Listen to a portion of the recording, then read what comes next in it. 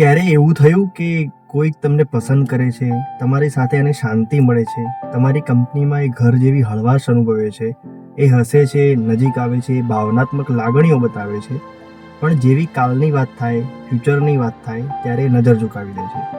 એ તમારા હમણાંમાં છે પણ હંમેશામાં હોવાનો વચન નથી આપતા. તમને નજીક રાખે છે, તમારા વગર રહી પણ નથી શકતા, પણ તમે જરા વધુ નજીક આવો તો એક ડગલું પાછળ થટી જાય છે. એ તમને મિત્રો અને ફેમિલીને મળાવે છે, પણ દાવો કર્યા વગર, જાણે તમે ખાસ છો પણ એમના નથી. તમારી સાથે એને ઘર જેવું લાગે છે, પણ ઘર બનાવવાની જવાબદારી સ્વીકારતા નથી.